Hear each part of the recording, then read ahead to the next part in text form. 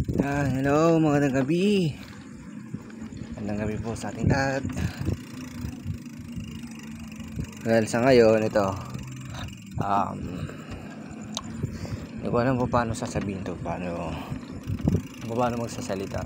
Alam nyo naman, hindi naman scripted yung ano. Kaso nga lang, sobrang parang undecided ako sa training. Pero actually, ginabi ako sa pag-uwi kasi nag-ensayo ako. Then yung yung pag-ensayo ko, puros ko na muna to, purong padyak lang yan. So ito yung ilaw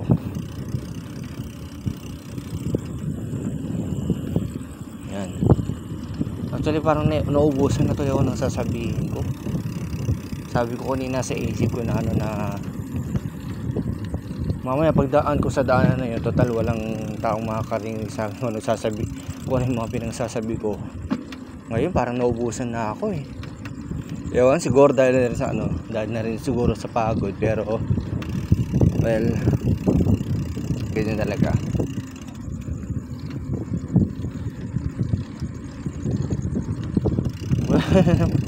Nabablang ko na naman ako.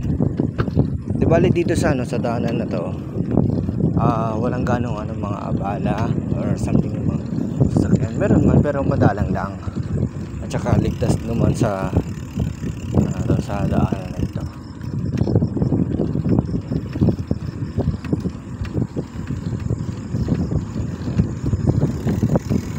Dali lang.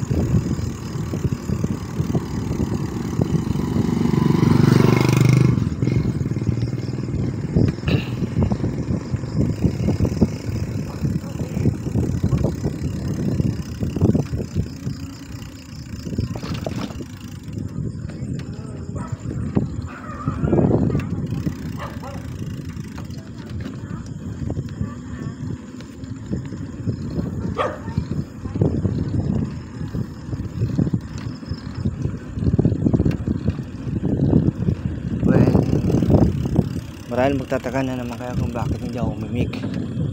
Kasi dito sa parte ng daanan na to, meron yung parte dito na matao din. Kasi residential house pa rin to. May mga nakatira pa rin sa gilid ng mga daanan na to. Kaya yan. Mas may magkabilang side. Kaya naman hindi ka ako umili kanina to. Ito tinay mo sa yan, pang motor. Yan, tapos narinig yung kumahod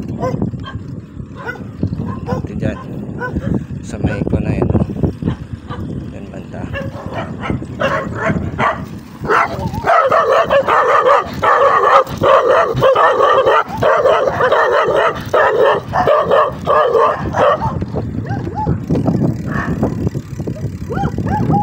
Tapos yun yung mga motor rin sa gilid.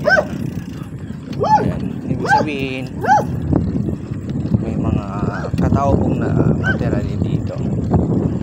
Yun nga lang, pag dito ako dumadaan kapag gabi, tahimik lang. Ang magiging lang dito yung mga alaga nila, ang aso. Kasi syempre mga alaga nila yan. Well anyway, yun ang parang kabuang sinabi ko lang dito. Nag-ensayo lang ako sa araw na ito. Yung nga lang, syempre medyo mahirap din kasi mag-video ng mag-isa din lang talaga. Parang need ko ng kapartner sa pag-video sa mga documentary activities ko. Yan. Pero ganun pa man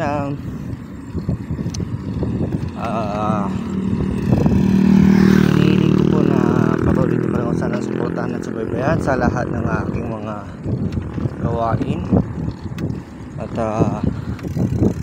ako naman po ay patuloy na magsusumikap at gagawin po ang lahat ng makakaya para may malas po sa inyo ang aking talento at kakayahan. Di bale, yun lamang po sa araw na ito. At bukas pong muli, titignan po natin kung ano po yung mga gagawa ko bukas. Yan, so di bale gilagisa lang po ulit bukas. Maraming salamat po and God bless po sa ating lahat.